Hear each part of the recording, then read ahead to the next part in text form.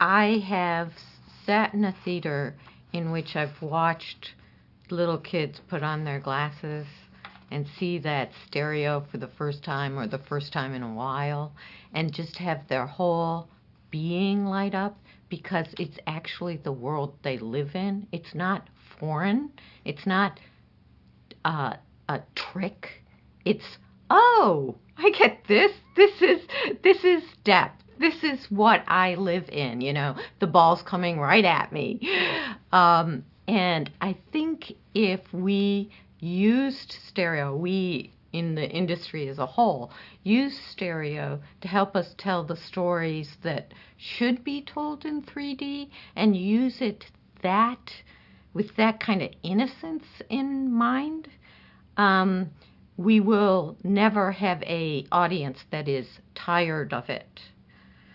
I think where we lose is when it's a trick or a post-production process for the few extra box office dollars. I think then it becomes something that doesn't help the storytelling and doesn't help the industry as a whole, because it does. It waters down. Oh, 3D means I'm going to have something thrown at me, or I'm going to, you know, have it in my face and it's going to make me sick. And, you know,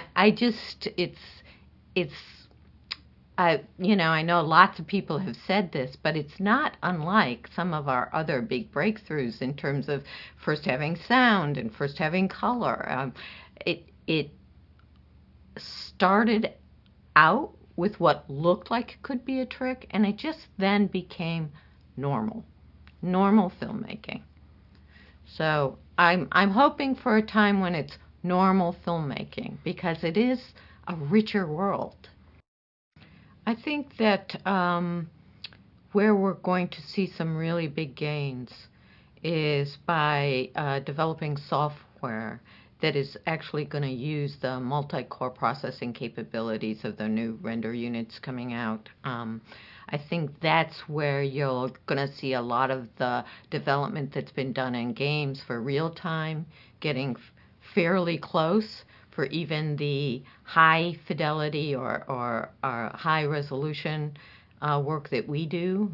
We don't need real time for what we do, but if we get to real time, our ability to execute to a director's vision becomes quite a bit not only faster, but you're actually being able to do it as a partnership with the director. You know, he's sitting right there as you're working. That's a very, very different way to produce movies than how we do now, which is very inventory driven, very parallel. I mean, not at all parallel. First you do animation, and then somebody does the clothing and fur, and if we can get software, it's kind of the promise we've had all along, this intuitive artistic tools, you know, but if we can really get it there to being that fast and that intuitive, then you've got an artist form that is much better and quicker, and I even feel that the artists will feel more fulfilled. And that's the promise, the biggest promise right now that I see from where the technology is going. For me, it really comes down to people, and I think one of the best things about our industry is that the people are all different shapes and sizes, so to speak. You have hardcore engineers with PhDs who speak in algorithms I could not possibly begin to understand, sitting next to and having lunch with somebody who makes their living by paint fixing a final frame right before the movie goes out. I mean, to be able to get those kind of people in one room working together and working together as a team, and you know, my job is facilitating that. That's heaven. That's wonderful to me. I just love it. Well, a lot of it, like everything else in this industry, is luck and timing. I built a computer with my dad when I was very young, and it was a very simple computer, and it didn't do much.